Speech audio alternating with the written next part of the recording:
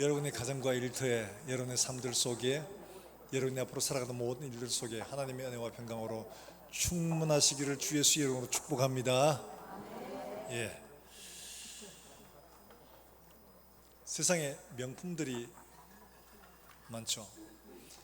명품이 있는 곳에 꼭 있는 게 있습니다. 뭐죠? 네, 그렇죠. 명품 옆에 꼭 짝퉁이 있습니다. 근데 명품 옆에 짝퉁이 있는데 명품하고 짝퉁은 잘 구별하기가 쉽지 않습니다.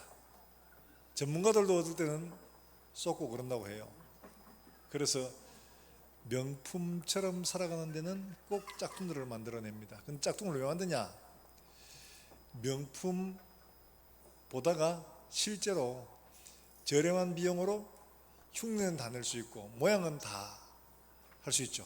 그러다 보니까 적은 비용으로 폼 나게 보이기 위해서 짝퉁을 만들죠. 그걸 또 좋아하는 사람들이 있어서 저렴한 비용으로 살려고 그렇게 합니다.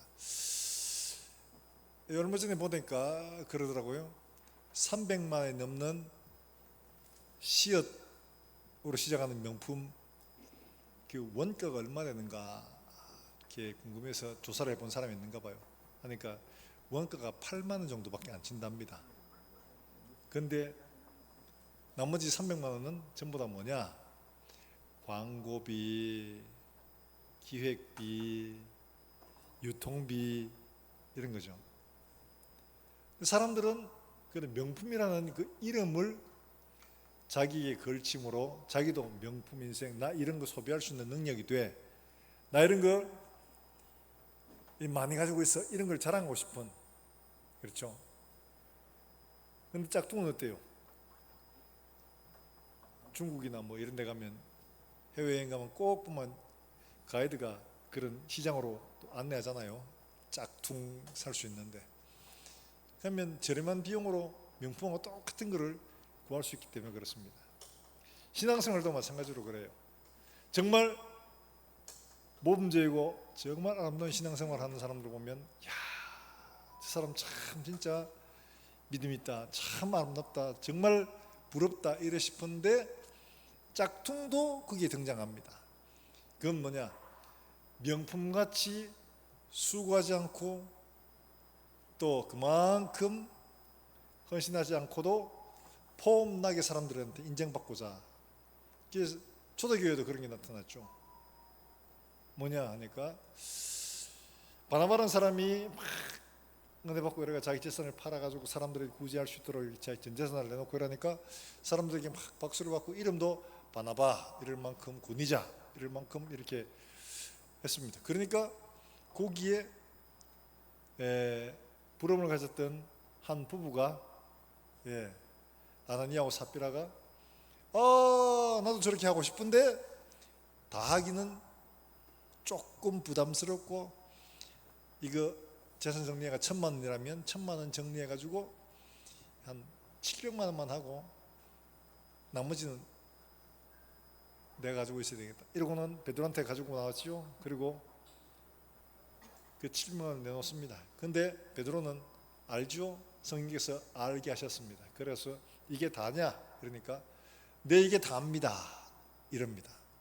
아니 그냥 이게 얼마 해서 내가 이 정도 합니다 이렇게 하면 될 텐데 그렇게 하지 않고 스스로를 속이는 거죠. 그래서 베드로가 말합니다. 어찌하여 하나님을 속이느냐, 성령을 속이느냐. 그 사람은 죽어버렸어요. 끔찍한 일이었죠. 이 사실을 모르나 삽비라가 와서 또 이야기하는데 베드로가 이야기했죠. 너희가 어찌하여 공부해서 하나님을 속이느냐. 삽비라도 죽었습니다. 그래서 이 이야기를 다 듣고 사람들이 다 두려워합니다. 우리는 너무 쉽게 소위 말해서 인정받고 또 훌륭한 신앙을 인척하려고 하는 이런 마음들이 우리 속에 있습니다. 이걸 잘 알기 때문에 마귀는 그런 걸 가만두지 않습니다. 딱 해가지고 우리의 믿음을 넘어뜨리려고 공격을 합니다. 그래서 이런 일들을 보다 보면 우리의 믿음을 끝까지 잘 간직하는 것이 참 쉽지 않겠구나. 특별히 말씀하고 있죠. 마지막 때가 되어지면 어떤 일들이 벌어지냐. 마귀가 사탄이 우는 사자처럼 371자를 두루 찾는다. 그 틈이 벌어진 사람들을 찾아서 그들 속에 잘못된 믿음을 집어넣어서 그 사람 믿음을 완전히 무너뜨리려고 하는 이런 시도들이 있을 것이다. 그러니까 너희는 깨어 근신해라 라고 우리에게 당부를 하고 있죠. 우리는 정말 마지막까지 믿음을 잘 지켜내야지만이 우리가 가진 믿음의 결과를 볼 수가 있는데, 그렇지 않고 이와 같이 언제라도 공격해올 수 있는 악한 사단의 세력들의 틈을 내어주면 우리의 믿음이 통째로 무너지게 된다는 거죠. 지금 본문의 상황은 어떠냐? 초대교회 사도행전에 보면 막 성령 충만받고 사람들이 그렇게 각자 재산을 내놓고 서로 유무상통하는 이런 것 때문에 사람들이 굉장히 칭찬을 받고, 또 이로 인해서 많은 유대인들이 두려워하고 많은 사람들이 예수를 믿고 돌아오는 이런 역사가 일어났습니다. 그런데 유대인들에 의해서 박해가 막 일어나니까 어떻게 하느냐? 다 흩어집니다. 흩어져 가지고 막 소아시아 지역으로, 지중해 지역으로 막 흩어져서 이들이 가는 곳에서 교회를 막 세웁니다. 교회를 세우는데 제자들이 사도들이 이대로 두면 안 되겠다. 가서 우리가 한번 둘러봐야 되겠다. 제대로 교회를 하고 있는지. 그래서 둘러봐서 교회들을 방문해 보니까 이들이 믿는 게 다 틀리는 거예요. 예수를 믿는다고 하는데 예수님은 너희를 누구라고 믿느냐? 그러니까 베드로가 말한 것처럼 주는 그리스도시요 살아계신 하나님의 아들이십니다. 이러면 되는데 이걸 그대로 안 합니다. 예수님은 사람이죠. 신이 아니에요. 그분은 신일 수가 없어요. 당시 영지주의는 그런 생각을 가르쳤거든요. 또 반대로 말하는 사람, 그거는 하나님 사람은 아니에요. 이러면 우리의 구원은 물 건너가는 겁니다. 그러니까 이런 이단 저런 이단 막 잘못된 이단들이 많이 있었어요. 그래서 사도들이 이래가 안 되겠다. 그래서 우리의 공통의 믿음의 고백이 있어야 되겠다 해서 신경 크리드라고 하는 걸 드디어 만들게 됩니다. 제자들이 모여가지고 여러 가지 신경들을 만들어냅니다. 교회들이 모여서 그 중에 하나가 사도신경은 사도들이 만든 신경이 아닙니다. 여러 가지 신경들이 당시에 많았어요. 그래서 그 공통적인 믿음의 내용들은 사도신경과 별반 다르지 않습니다. 그 사도신경에서 우리가 믿는 믿음의 고백들이 뭔지, 우리가 믿는 게 진짜 무엇인지 그 내용을 딱 압축해서 딱 잘 해놨죠. 전능하사 천지를 만드신 하나님 아버지, 그러니까 하나님은 세상을 모든 것을 다 만드신 분이시다. 그 다음에 예수 그리스도를 어떤 분으로 고백하냐? 그 외아들 독생하신 예수 그리스도. 그 다음에 그는 누구에서 태어났어요? 동정녀 마리아에게서 태어난 사람이라는 거예요. 그리고 33년을 사시고 우리의 모든 고난과 죄를 담당하시기 위해서 십자가에 못 박혀 죽으셨어요. 이 본디오 빌라도에게 고난을 받아서 십자가에 못 박혀 죽으시고, 이 고백이. 그 다음에 끝났냐? 그게 아니고 사흘 만에 어떻게 하셨어요? 부활하셨다. 이 믿음의 고백이 들어가 있죠. 그 다음에 어떻게 합니까? 부활하시고 그 하늘로 가시면 그건 끝이에요. 빠이빠이, 이제 다음에 또 봐요. 언제 올지 몰라. 이게 아니고 진리로서 산자와 죽은 자를 심판하러 오실 것을 믿는다. 예수님 말씀하신 그대로입니다. 그 다음에 성령께서 오신 사실들을 믿습니다. 성령을 믿사오며 그 다음에 세워진 교회, 예수님이 세우신 것을 우리가 믿습니다. 그 다음에 어떻게? 성령이 말씀하신 대로 교회가 이루어져 가다가 그 다음에 우리가 이렇게 함께 교통하여 함께 교제하다가 하나님께서 우리에게 말씀하신 것처럼 우리의 죄를 용서해 줄 것을 믿고, 또 우리의 몸이 죽습니다. 그러나 반드시 다시 살아날 것을 믿습니다. 그리고 예수님이 심판할 그날 우리에게 다시 오실 것입니다. 그리고 우리가 영원히 살 것을 믿습니다.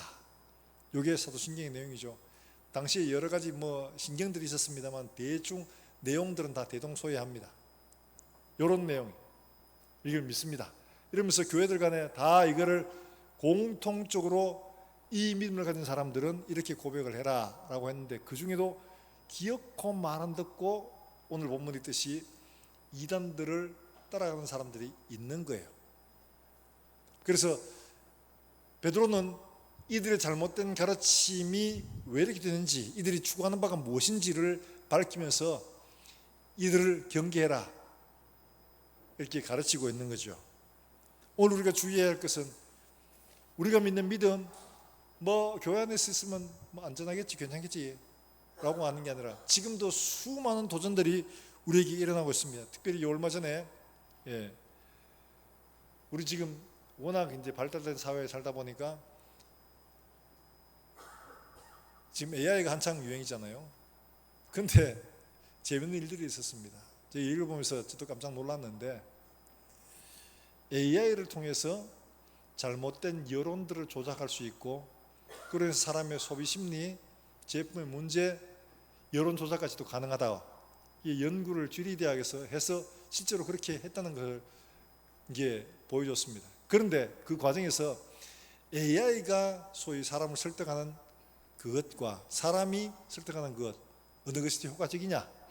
우리 생각에 사람이 설득하는 게 훨씬 효과적이라고 생각하겠지만 실제로 그렇지 않았습니다. AI가 설득하는 게 훨씬 설득력이 있다는 거예요. 그래서 여론을 바꿀 수 있다는 거예요.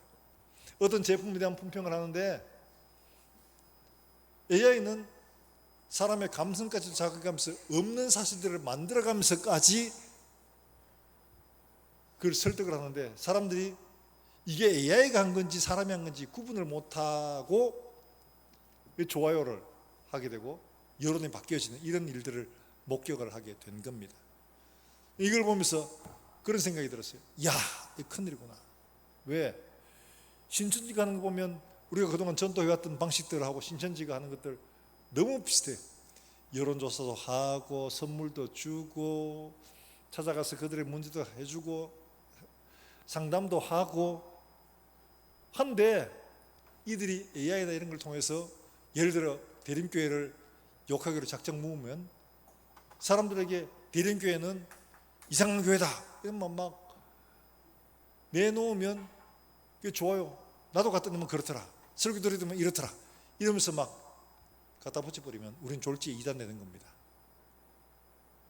이런 일들이 있을 거라는 걸 제가 본 거예요. 그래서 정말 심각한 문제다.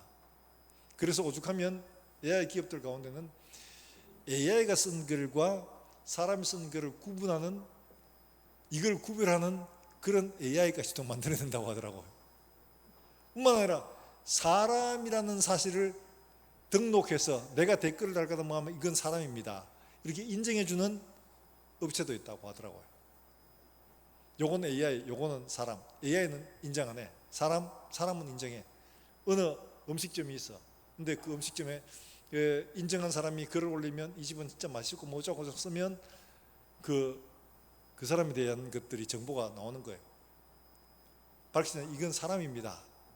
AI는 이건 AI입니다. 이렇게 평가해 줄 만큼. 이 말은 지금 우리가 알고 있는 이 모든 것들이 다 뒤집질 수 있는, 소위 이단들이 어느 교회나 우리가 주장하는 교리들 이런 것들에 대해 공격을 하면 사람들에게, 모르는 사람들에게 훨씬 더 설득력 있게 그들을 나타낼 수가 있다는 것을 보여주고 있는 거예요. 섬찟하죠. 그만큼 믿음을 바로 지키고 믿음의 길을 가는 게 쉽지 않은 세대가 되었다는 것을 보여주고 있는 사실들입니다. 자, 오늘 여기 나오는 이 말씀들, 우리가 주의 있게 들으면서 베드로가 절박한 마음으로 그들에 있는 지금 보편적으로 막 흩어져 있고 한 이런 교회들, 이단들이 막 공격하고 마음이 흔들리고 넘어지고 박해도 오고 막 어렵고 힘든데 이런 문제까지 닥치니까 그들을 굉장히 위기가 온 것이다. 그래서 베드로는 이들의 믿음을 견고하게 지킬 수 있도록 잘못된 가르침을 주는 사람들이 어떻게 가르침을 주는지 이걸 밝히면서 여기에 넘어지지 않도록 하라고 당부를 하고 있습니다. 자, 사람들은 왜 이렇게 이런 일들이 이러한 세대에 살 수밖에 없는가? 성경에서는 이렇게 말하죠. 디모데후서 4장에서 이렇게 말합니다. 자, 디모데후서 4장 3절과 4절 말씀에 그렇게 말합니다. 같이 한번 읽어봅니다. 시작.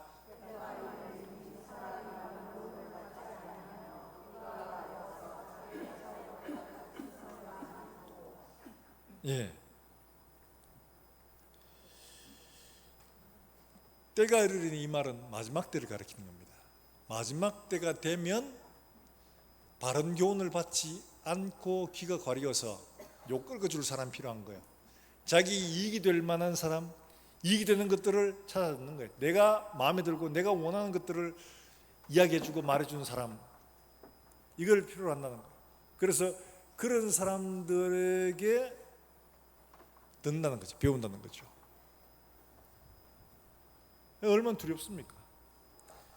여러분, 우리 가운데 뭐 신천지라든지 뭐 담미선교회 같은 사람, 자기가 처음부터 그래 난 가야지 이렇게 마음먹은 사람 아무도 없습니다. 어느새 보니까 목사도 가 있고 전도사도 가 있고 권사도 집사도 장로도 넘어가 있는 거예요. 어느새 그렇게 되어 있는 거예요. 처음에 한 걸음은 잘 몰랐는데 두 걸음 세 걸음 가다 보니까 벌써 저만큼 멀어졌어. 돌아갈 수도 없는 상태가 되어버린 거예요. 그러니까 이걸 정말 잘 주의하고 경계를 해야 됩니다. 여러분, 샴푸, 퐁퐁 뭐 이런 것 중에 다들 이런 것들을 뭐라고 하냐? 계면 활성제가 첨가되어 있다고 이렇게 말합니다. 계면 활성제가 뭔고 하면, 이게 계면, 저도 처음에 이게 뭔지 몰랐어요. 근데 계면 활성제라는 건 경계면을 활성화시켜서 섞이지 않는 것을 섞일 수 있도록 만들어주는 게 이 계면 활성제랍니다. 그러니까 물과 기름은 안 섞이잖아요. 근데 물과 기름이 안 섞이는데 이 경계를 허물어 가지고 이게 섞일 수 있도록 만들어주는 거예요. 그게 계면 활성제. 그래서 퐁퐁이라든지 샴푸라든지 이런 것들은 물과 기름 이런 것들을 안 섞이는 것을 섞일 수 있도록 만들어가 물로 세제를 통해서 이게 식도록 만들어주는 그 역할을 하는 겁니다. 제가 이런 말씀 드리는 건 다른 게 아니라, 우리가 아무리 견고해서 섞이지 않는 믿음을 가지고 있다고 해도 마귀는 요 경계면을 허물어 가지고 섞여서 우리의 믿음이 씻겨 내려가도록 만든다는 거죠. 허물 때 이거 대단한 건 아닙니다. 쏟기 쉬운 것들로 스며들어와서 어느새 우리를 허물어버리고 우리가 녹아 들어가서 허물어질 수 있도록 만들어버린다. 그래서 경계면을 지키는 것이 정말 중요합니다. 우리의 믿음을 바로 지키기 위해서 내 경계면을 잘 지키는 것이 필요한 거죠. 이걸 진리를 지키는 것이라고 이해하시면 되겠습니다. 사랑하는 여러분들, 우리 마음속에서 이런 일들이 일어나지 않는가 스스로 살펴보는 게 필요한 거죠. 때가 이르리니 귀가 가리워서 끌어줄 사람 필요한 거예요. 나의 이익과 내가 원하는 것을 살살살 경계면을 싹 허물어뜨리고 나면 우리의 믿음 자체가 다 허물어지고 맙니다. 아유, 어떻게 그럴까요?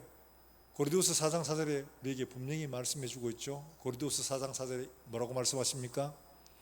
이렇기 때문에 넘어간다 이렇게 말합니다. 자, 고린도후서 4장 4절 한번 같이 한번 볼까요?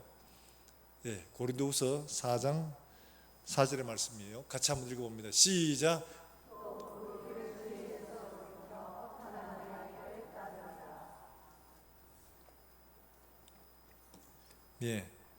고린도후서 4장 4절인데 디모데후서 4장 4절이에요.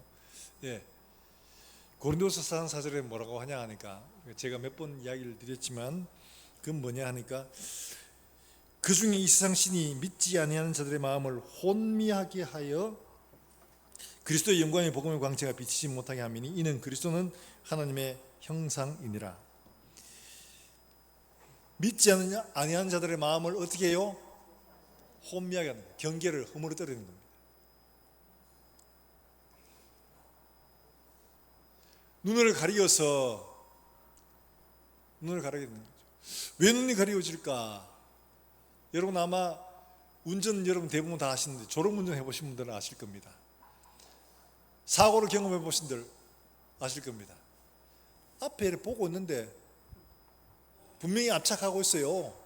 아유, 압착하고 있네. 속도를 줄여야지. 이런데 앞에 있는 게 이게 보이질 않아요. 분명히 보고 있는데 보이지 않는 거죠. 왜 그런 일들이 일어나냐? 정신이 딴 데가 있기 때문에 그런 거예요. 그래서 요한일서 2장 11절의 말씀에는 이렇게 말씀합니다. 이런 상태를 가지고 뭐라고 말씀하시냐? 이렇게 말합니다. 같이 읽어봅니다. 시작. 미워하는 자는 어두운 데 있고 또 어두운 가운데 행하여 갈 곳을 알지 못한 이는 어두움이 그들의 눈을 멀게 하였습니다. 뭐가 눈을 멀게 해요? 어두움이 눈을 멀게 했다. 달리 말하면 우리 마음속에 사탄은 미움을 줍니다. 미움을 주면 미워하느라고 이게 잘못된 것인지 이게 어디로 가는지 이걸 분간을 못하게 만들어버렸다는 거죠. 마귀는 너무 교묘한 방법을 씁니다. 공동체를 허무는 건 어렵지 않아요. 쉬워요. 어떻게 하냐? 그 중에 한 사람이 그 공동체가 추구하는 것하고 반대기를 막 주장하고 그렇게 하면 안 받아들여집니다. 미운 짓을 하게 만듭니다. 그 사람이 공동체 가운데 뭐 사기를 치고 문제를 일으키고 이래가 미워하게 만들어요. 그럼 사람들이 다 그 사람 미워하느라고 눈이 팔려가지고 잘못된 길로 가고 있는지를 깨닫지 못하게 만들어버리는 거죠. 그렇게 하는 거예요. 이게 바로 눈이 먼 것이고 눈이 가리워서 하는 표현입니다. 그들의 성공, 세상적인 부요함, 삶의 편리함, 마음을 빼앗기게 해가지고 이걸 분별하지 못하게 만들어버리는 거죠. 보지만은 보지 못하게 만드는 이런 일들을 마귀가 벌인다는 겁니다. 여러분 뭐 개를 해봤거나 아니면 친구들 사이에 이렇게 모임을 해봐서 알지 않습니까? 그 중에 한 놈이 정말 나쁜 짓을 하면 개 미워하느라고 전부 다 찢어집니다. 마귀는 그런 걸 너무 잘 알거든요. 우리 눈을 멀게 하는 건 바로 이렇게 형제를 미워하는 바로 여기에 있다. 한 사람만 그렇게 만들면 되는 거예요.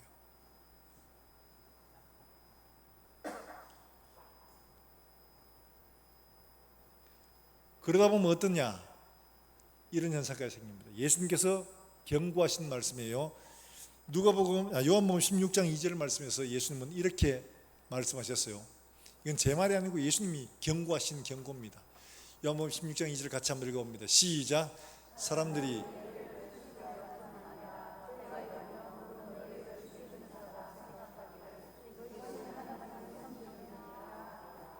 자, 너희를 죽이려고 하는 그 사람들이 누구냐? 다른 데 아니고 이 사람들이 다 바리새인들이에요. 근데 저 사람들이 뭐라고 하냐? 예수 믿는 이 유대인들을 죽이는데 내주면서 그걸 뭐라고요? 야, 우리 나쁜 일 한다 이렇게 말하지 않는다는 거죠. 이게 뭐라? 하나님 섬기는 일이라고요. 그래서 어떻게 했습니까? 그래서 예수님을 죽인 거죠. 네가 하나님 아들이라고, 네가 신의 아들이라고 이래가지고 예수님 죽이잖아요. 예수님 죽이면서 그게 나쁜 짓이라고 생각을 안 해요. 마땅하다고 생각하는 겁니다. 달리 말하면 악을 행하는데도 그게 정당한 일이다, 당연한 일이다, 옳은 일이다, 경건한 일이라고 생각하게끔 만들어버리는 거죠. 이게 마귀가 정말 교묘하게 해요. 대표적으로 우리 역사 가운데 있었던 것, 말하자면 종교에 가면서 일어났던 수많은 폐해들 있잖아요. 마흔에 사냥하는 것, 종교일체들 죽이는 것, 성경 번역한다고 죽이고 이런 일을 했지 않습니까? 십자군 원정 다 그런 거죠. 명분은 좋아요. 예루살렘을 회복하자 이래가지고 가서 딱 한 번 회복했는데 실제로 누구하고 싸웠냐니까 자기 같은 핏끼리 싸우고 했어요. 같은 핏끼리. 이런 게 뭐예요? 이게 전부 다 거룩함을 핑계 삼아서 악을 행하는데 그걸 잘 구분을 못하는 거예요. 내가 얼마든지 그럴 수 있습니다. 내가 얼마든지 그렇게 될 수가 있는 거예요. 그래서 지금 베드로는 이 마지막 때의 일들을 경고를 하고 있는 겁니다. 자, 이런 거짓 선생들의 특징이 뭐냐? 자, 거짓 선생들의 특징이 뭔가 하니까 그리스도를 부인하는 일을 하거든요. 오늘 먼저 1절 말씀에서 이렇게 말하죠. 1절 말씀을 같이 한번 읽어봅니다. 시작. 그러나 백성 가운데 거짓 선지자들이 일어났으나니 이와 같이 너희 중에도 거짓 선생들이 있으리라. 그들은 멸망하게 할 이단을 가만히 끌어들여 자기들의 사신주를 부인하고 임박한 멸망을 스스로 취하는 자들이다. 이단들을 끌어들여 가지고 자기들의 믿음을 이해하지 못할 일들을 하다는 거예요.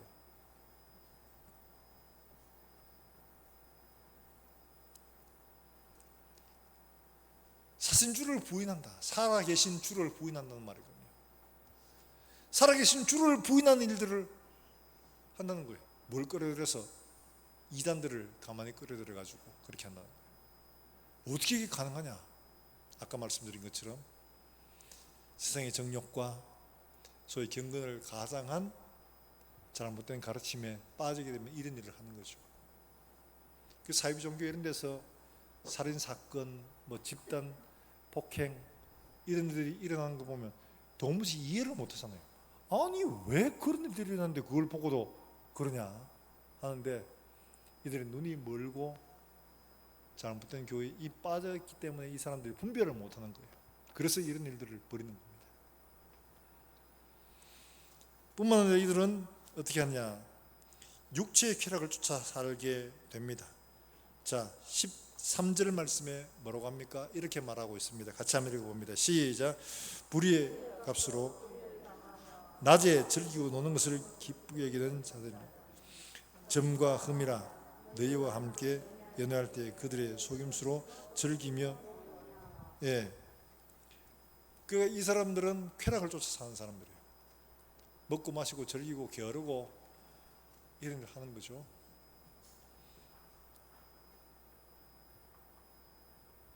뿐만 아니죠. 여기에는 반드시 즐기는 사람에는 빠지지 않는 것들이 하나 있습니다. 2절에서 뭐라고 합니까? 2절 한번 같이 볼까요? 2절입니다. 시작.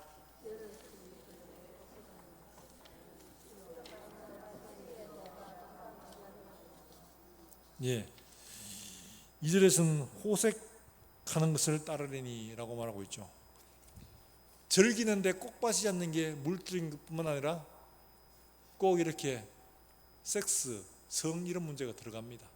지금까지 지구상에 있었던 모든 이단들이 다 여기에서 똑같이 적용이 됩니다. 우리나라에 있던 얼마 전에 신천지 같은 경우도 전도하기 위해 몸 파는 거 당연하게 생각합니다. 통일교 마찬가지죠. JMS 마찬가지죠. 예외라는 게 거의 없을 만큼 공통적으로 인간의 쾌락을 쫓아가는 이와 같은 일들이 벌어지고 있다는 거예요. 딱 보면 알아야 되는데 이게 그렇게 되지 않아요.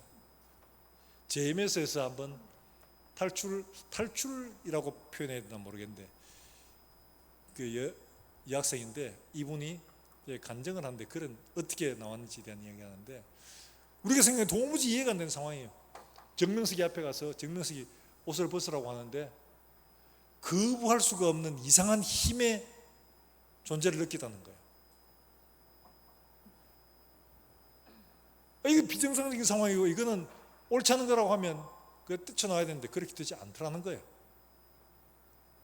이단들이 다 그렇게 합니다. 내가 이긴다고요? 아니에요. 우리 스스로는 그것을 이겨낼 수 있는 힘이 없습니다. 하나님께서 함께 하시고 성령이 우리를 붙들어 주셔야지 가능하지 내가 분별하고 내가 할 수 있고 아니에요. 그렇게 하다가 많은 사람들이 다 넘어졌잖아요. 베드로도 제가 예수님 지켜주겠습니다. 서문시장 칼 새로 샀어요. 이러면서 칼 보였는데 기도해라. 기도 안 하다가 예수님을 부인하는 자리에 이르렀잖아요. 걔들 다 똑같아요. 하나님의 성령이 붙들어 주시고 지켜주셔야지 내 힘으로 내 능력으로 되는 게 아니라는 사실입니다. 그래서 이런 일을 보면 우리가 깨어 기도해야 될 이유가 분명히 있죠. 그래서 예수님은 우리에게 늘 깨어 기도하라고 부탁하고 있는 겁니다. 뿐만 아니죠. 이 사람들은 꼭 따라가는 게 경제적인 소위 착취를 만듭니다. 3절 말씀에 이렇게 말하고 있죠. 3절 한번 같이 읽어볼까요? 시작. 그들이 탐심으로써 지어낸 말을 가지고 너희로 이득을 삼으니 그들의 심판은 옛적부터 그들의 밀명은 잠들지 않았느라. 그게 지어낸 말을 가지고 너에게 이득을 삼는다. 여러분, 이단들의 공통적인 특징들이 경제적인 착취가 일어난다는 거예요. 헌금해라. 지금도 그렇잖아요. 신천지 같은 경우 대학생들한테 대출해라. 대출해가 해라. 집 팔아가 내라. 단미성교회 같은 경우에는 뭐 집 팔고 직장 그만두고 뭐 대출까지 해가 다 헌금을 강요하죠. 새로운 사람은 경제적인 이익의 수단으로밖에 보지 않는 겁니다.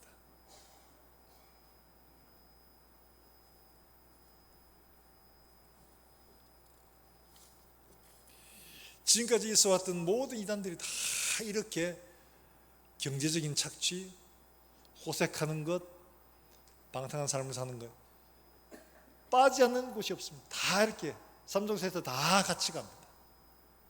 이걸 보면 분별하고 이거 안 해야 된다 하는데 빠져든 사람은 분별이 안 돼요. 예, 계속 매여갈 수밖에 없다는 것을 보여줘서 그리고 결국 어떻게 되냐. 19절에 이렇게 말하고 있죠. 19절 한번 같이 봅니다. 이 사실 여러분 보면 아실 겁니다. 19절입니다. 시작.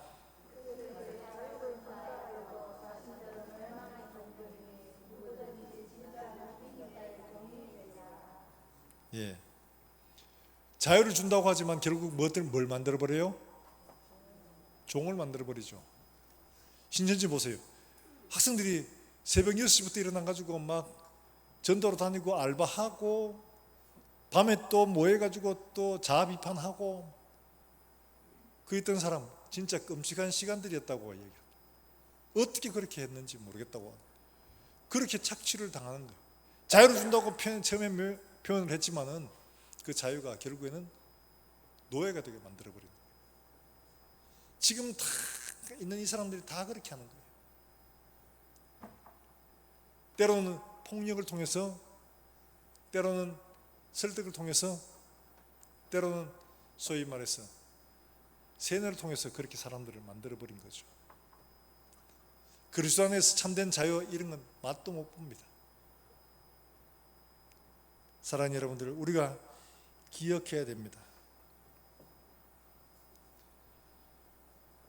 이들은 모든 수단을 다 동원해서 이익의 재료로, 호색의 재료로, 자기의 쾌락의 재료로만 만들어갈 뿐입니다. 그걸 분별하지 못하고 따라가다가는 모든 걸 다 잃게 됩니다. 경제적인 것뿐만 아니라 그들의 믿음, 그들의 미래, 그들의 신앙 모든 걸 다 잃게 되는 거예요. 이걸 분명히 성경이 가르치고 오늘 현실도 이것을 보고 우리 경계를 하고 교회에서 가르치잖아요.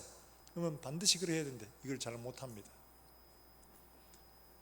이걸 잘 알고 있으면 우리가 말씀을 통하여 듣는 것, 여러분 우리가 성경을 잘 찾지 않습니까? 여러분 이거 왜 찾냐? 들은 것 또 하고 하는 이유가 반복해서 여러분 마음속에 새기도록 하는 겁니다. 제가 전에 섬기던 교회에서 60대 할머니 집사님이에요. 이분이 어떤 일이 있었냐니까 동구청에 보면 네 글 있지 않습니까? 거기 보면 보세점을 하는 그런 상가가 있더라고요. 무슨 말 갔는데 그 얘기를 해요. 거기 있는 사람들이 다 하나님의 교회인데요. 그 누가 전도를 했는데 자기 딸내미도 갔어요. 그래서 딸내미가 한번 엄마 나하고 가자 이래가지고 하나님의 교회를 데리고 갔답니다. 근데 데리고 가서 설교를 들어보니까 우리 교회 목사님 설교하는 거 영 달라, 틀려, 아는 거예요. 그래가지고 설교하고 뭐 공부하는데 손 들고 질문 있습니다. 성경에 그 여기에서 이렇게 말하고 있지 않는데 왜 그렇게 당신 이야기하냐고. 뭐 그게 아니고 뭐 어쩌고 당황하더라고. 또 뭐 하는데 또 손 들고 그거 틀린 거예요. 그거 성경에서 분명히 이렇게 말했잖아요. 얘기하니까 이분이 나중에 얘기합시다 이러면서 말더라. 그러고는 이분이 딱 딱 박차고 나왔어요. 이게 잘못됐구나. 이러고는 딱 박차고 나와가지고 제가 신방간에 그 이야기를 하시더라고요. 딱 들어보니 잘못됐어. 그러니까 내가 잘못됐다고 이야기하고 그걸 안 갔지. 딸내미 잡고 나오는 딸내미가 안 따라오더랍니다. 이분은 말씀을 듣고 그 말씀을 마음에 새기고 딱 들으니까 이게 잘못된 것이라는 걸 알고 그 사람에게 딱 얘기한 거죠. 말씀이 마음에 없었더라면 말하지 못했을 겁니다. 그 상가가 전부 다 하나님의 교회 사람들로 다 채워졌다고 하더라고요. 자기만 나온 거예요. 그래도 어쨌든 간에 교회에서 들은 말씀, 자기가 암송한 말씀, 읽은 말씀, 그 말씀들이 가슴 속에 있어서 잘못된 것을 분별할 줄 알고 빠져나올 수가 있었다는 거죠. 사랑하는 여러분들, 말씀을 그냥 읽기만 해서는 안 되고 그 말씀을 묵상해서 내 것으로 만들어야 되고 그 말씀을 깊이 묵상하고 그 은혜를 나눌 수 있어야지 우리가 흔들리지 않을 수가 있는 겁니다. 그냥 비상적으로 한번 읽고 성경 얼마 읽다 이 끝나는 사람들은 그 말씀을 제대로 깨닫지 못하는 거예요. 말씀을 바로 읽고 바로 듣고 바로 묵상하고 그래야 내 믿음을 지킬 수 있는 겁니다. 사랑하는 여러분들, 말씀이 여러분 삶의 기초가 되고 방패가 되기를 주 예수 이름으로 축원합니다. 이분 나이가 60이에요. 할머니. 그런데 씩씩하게 그래가지고 이분은 한번 딸 때문에 한번 갔다가 거기에 소위 말해 불량 학생이 돼가지고 나온 거예요. 근데 많은 사람들이 그 벗어나지 못해. 그 결국 다 넘어갔죠. 하나님 말씀이 우리 마음속에 없으면 잘못된 가르침을 분별할 수가 없습니다. 어디가 어떻게 잘못됐는지를 찾아낼 수가 없습니다. 말씀을 읽고 들을 때에 그 말씀을 내 삶 속에 깊이 새기고 그게 두 번, 세 번 아이고 똑같은 말 또 하네 이 아니라 여러분 마음속에 새겨야 될 때입니다. 여러분 마음속에 새겨서 그 말씀이 여러분을 지키는 방벽이 되게 하시기를 주 예수 이름으로 축복합니다. 벽이 되고 산성이 되고 성벽이 되어야 되는 거예요. 여러분의 경험, 여러분의 경력, 그 여러분을 지키지 못합니다. 하나님의 말씀이 여러분을 지키셔야 됩니다. 하나님의 성령께서 여러분 가운데 거하셔야 합니다. 그래야지 여러분 믿음을 헛되지 않을 수가 있는 거예요. 자칫하면 모든 걸 다 잃어버리게 되는 거예요. 하나님 이들에 대한 심판을 분명히 명하고 있습니다. 노아 때, 소돔과 고모라 때 말씀하고 있죠. 결코 잠들지 않는다라고 말씀하고 있습니다.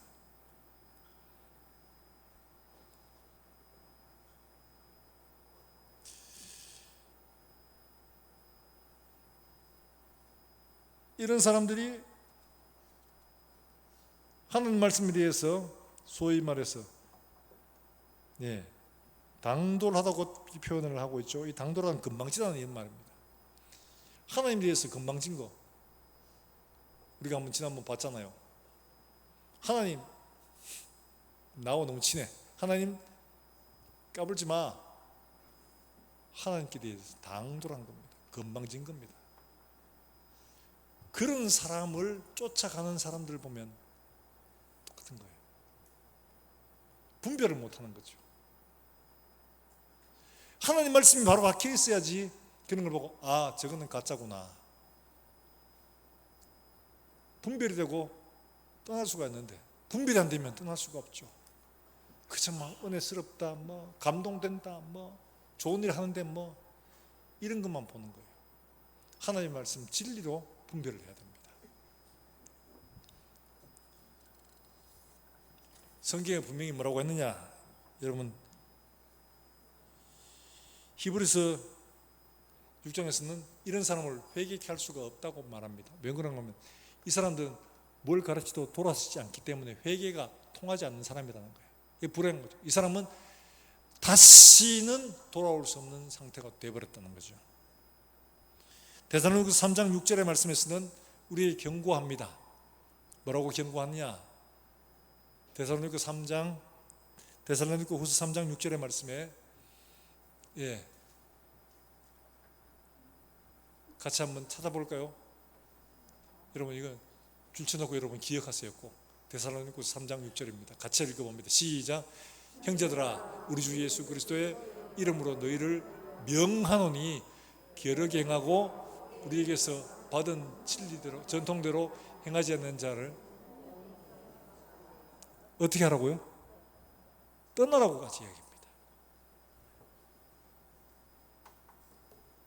바울은 우리가 전해준 이 전통과 가르침대로 행하지 않는 사람을 아예 떠나라 해요. 상종하지 말라는 거죠. 그렇게까지 이야기합니다. 우리 생각에는 그 사람도 사랑하고 하나님 앞에 돌이켜야지 생각하지요. 그런데 디도서 3장 10절에서는 뭐라고 하냐 하니까 디도에게 이단에 속한 사람을 한두 번 훈계한 후에 멀리하라고 이야기를 합니다. 이단에 속한 사람 한두 번 구원한 다음에 안 됐거든. 그 사람 멀리해라. 떠나라 이 이야기죠. 왜? 히브리서 6장 6절에 말한 것처럼 타락한 자들은 다시 새롭게 하여 회개하게 할 수 없다. 왜? 이는 그들이 하나님의 아들을 다시 십자가에 못 박아 드러내놓고 욕되게 함이라. 하나님의 아들 예수 그리스도를 현장에 욕보임이라. 이제는 번역이 이렇게 되어 있어요. 예수 그리스도의 십자가를 모욕한 사람은 다시 회개하게 할 수가 없다. 그건 회개가 안 된다. 아예 돌아서기로 작정했기 때문에 어떤 말도 듣지 않으며 그런 마음도 되지 않는다는 거예요. 이게 얼마나 불행한 일이에요.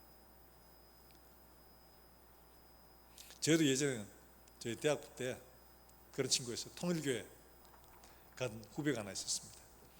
우리는 그때는 막 긍휼한 마음을 가지고 저거 의했던 돌이켜봐야지 이러고는 야 일로 와 이래가지고 막 가르쳤거든요. 그래 그 다음 주에 왔어요. 우리 성공했구나 이러면서 기뻐했는데 그 다음 주 갔습니다. 그리고 다시 오지 않았습니다. 그런 이단들을 몇 번 해보니까 이해가 되더라고요. 힘들구나. 신천지에 빠진 사람들 왜 따로 불러가 따로 이제 가둬놓고 교육을 하느냐 하니까 신천지는 계속해서 이걸 알기 때문에 그들의 말을 듣지 않도록 계속 지시하고 하거든요. 듣지 못하게 합니다. 진리의 말씀을. 사랑하는 여러분들, 우리가 가지고 있는 것, 이 귀한 보배를 말씀으로 믿음으로 끝까지 지킬 수 있기를 주 예수의 이름으로 축원합니다. 세월은 가면 갈수록 점점 더 혼란해지고 우는 사자처럼 우리를 삼키려고 할 겁니다. 깨어 근신하지 않으면 넘어질 수밖에 없습니다. 우리에게 미리 경고하신 것처럼 어떻게 예수님께서 말씀하셨죠. 누가복음 21장 34절의 말씀에서 이렇게 경고하고 있죠. 뭐라고 하시냐? 너희는 스스로 조심하라. 그렇지 않으면 방탕과 술 취함과 생활의 염려로 마음이 둔해지고 뜻밖의 그날이 덕과 같이 너에게 임하리라 말씀하고 있습니다. 다시 한 번 더 나왔으니까 같이 한번 읽어봅시다. 시작. 너희는 스스로 방탕함과 술 취함과 생활의 염려로 마음이 둔해지고 뜻밖의 그날이 덕과 같이 너에게 임하리라. 자, 예수님께서 경고하신 말씀에 대한 경고입니다. 스스로 조심하라. 경계하라는 이야기죠. 그렇지 않으면 방탕 앞에서 이단들이 했던 거죠. 같이 올려놓는 겁니다. 쎄쎄쎄하고 여행도 가고 이렇게 막 방탕하게 노는 거죠. 그 다음에 생활의 염려. 정말 심각한 거죠. 애 대학 가야 되는데, 애 결혼해야 되는데, 애 집 사야 되는데 이런 일 끊임없이 계속적으로 문제가 일어납니다. 그거 염려하다가 마음이 예수님의 재림에 대한 이야기, 회개에 대한 이야기, 이게 마음이 둔해져가 전혀 감지가 안 되는 겁니다. 둔해지니까 말씀해도 그 말씀을 듣기 싫어합니다. 계속 이야기하면 싫어합니다. 더. 그러니까 어떻게 해요? 뜻밖의 그날이 덫과 같이 너에게 임할 것이다. 생각지도 못한 때에 예수님의 재림이 이루어진다는 거죠. 경계받지 못하고 경계하지 못하고 마음이 딴 곳에 가 있었기 때문에 그런 거죠. 사랑하는 여러분들, 이난들 여러분 고치려고 생각하지 말고 말씀하고 있죠. 멀리해라. 멀리해라. 우리가 깨어 근신하며 하나님의 말씀으로 우리 자신을 지키는 일들이 더 먼저다. 스스로 조심하며 경계면을 잘 지킬 수 있는 우리 모든 성도들 되시기를 다시 한 번 더 주 예수의 이름으로 축원합니다. 그래 주님 오실 그날에 우리 장로님 기도하신 것처럼 정말 잘했다 칭찬했다. 너 수고했다. 작은 것에 충성하였으니 많은 것으로 내가 맡기리라. 칭찬받는 우리 모든 성도들 될 수 있기를 주 예수의 이름으로 축복합니다. 축복합니다. 우리 함께 찬송하고 기도하겠습니다.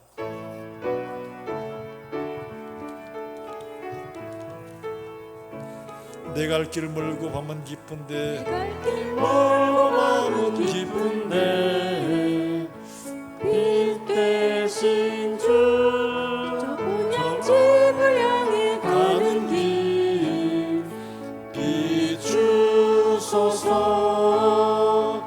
내 가는 길 알지 못하나 한 걸음씩 늘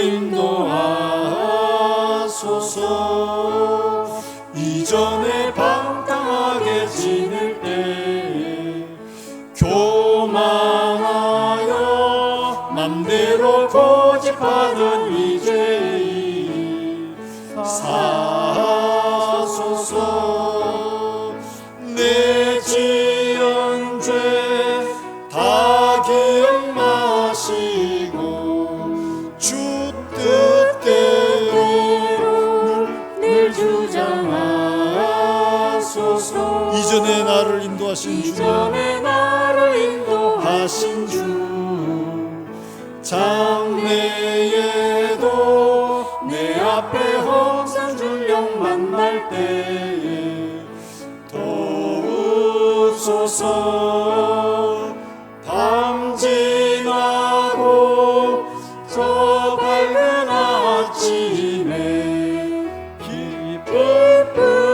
기쁨으로 내 주를 만나리. 우리가 이 시간 함께 기도하실 때 주님, 마지막 시대에 악한 사단의 세력들은 우는 사자처럼 삼킬자로 돌찬다고 경고하신 이 말씀 우리가 다시 한번 기억하며 우리가 하나님 아버지 세상에 주는 유혹들에서 우리의 마음이 둔해지지 않도록 늘 깨어 말씀과 성령으로 바로 설 수 있도록 도우시고 어떤 환난과 핍박과 두려움이 온다 할지라도 주의 말씀 붙들고 마침내 승리하여 주님 앞에 설 때에 잘했다 칭찬받는 우리 모든 성도들 될 수 있도록 주님 은혜를 베풀어 주시옵소서. 우리 한 목소리 함께 통성으로 기도하겠습니다. 살아계신 하나님 아버지 은혜를 감사합니다. 오늘 우리에게 주신 말씀들 우리가 기억하며 말씀 가운데서 깨어 근신하여 하나님 아버지 우는 사자처럼 달려드는 약한 사단의 세력들을 능히 승리하여 하나님 대적하여 이길 수 있도록 주님 도우시옵소서. 말씀으로 무장하게 하시고 하나님의 성령으로 충만케 하여 주시기를 원합니다. 하나님 아버지 대적하여 승리할 수 있는 은혜를 우리 속에 채워주셔서 우리 모든 경주하는 일들이 승리의 기름들이 될 수 있도록 주님 축복해 주시고 마지막 그날 주님 앞에 설 때 주님 칭찬하시는 복된 성도들의 삶이 다 될 수 있도록 주께서 인도하여 주시옵소서. 살아계신 하나님 아버지 은혜를 감사합니다. 오늘 말씀을 통하여 우는 사자처럼 달려드는 악한 사단의 세력들을 우리가 믿음으로 경계하며 말씀으로 우리의 방백들을 바로 세워서 흔들리지 말고 넘어지지 않고 우리의 믿음을 끝까지 지켜내는 우리 모든 성도들이 될 수 있도록 주님 은혜를 베풀어 주시기를 원합니다. 자칫하면 세상의 마음을 빼앗겨서 우리의 믿음이 허물어질 수밖에 없사오나 주님 경계하신 말씀을 우리가 깨붙들고 흔들리지 않고 끝내 승리하여 하나님 앞에 설 수 있는 우리 모든 성도들 다 될 수 있도록 주님 축복해 주시옵소서. 우리 가운데 하나님 앞에 예배하러 나오며 귀한 예물을 드린 사랑하는 종들의 손길과 이들의 가정과 하나님 아버지 걸음들마다 주님께서 축복하셔서 복이 되게 하시고 나누어주고 베풀어주는 귀한 걸음 될 수 있도록 주님 은혜를 베풀어 주시고 우리 가운데 질고로 고통받는 종들을 기억하시고 이들의 눈물과 탄식을 주님께서 은혜로 채워주시기를 간절히 원합니다. 또한 주간 살아가는 종들의 발걸음 가운데 하나님 함께 하시며 오늘도 멀리서 주 예수의 복음을 전하는 사랑하는 선교사들을 기억하시고 그들을 통해서 오늘도 생명의 놀라운 역사들이 일어날 수 있도록 주님 도와주시옵소서. 우리 어린 자녀들 오늘도 말씀으로 한 뼘씩 더 살아나서 정말 이 교회를 능히 잘 지고 갈 수 있는 귀한 인재로 주님께서 축복해 주시옵소서. 또한 죽어는 살아가는 우리 종들의 걸음들마다 하나님과 함께 하시고 걷는 걸음들마다 승리의 걸음 될 수 있도록 주님 축복해 주시옵소서. 살아계신 예수 그리스도의 이름으로 기도하옵나이다. 아멘.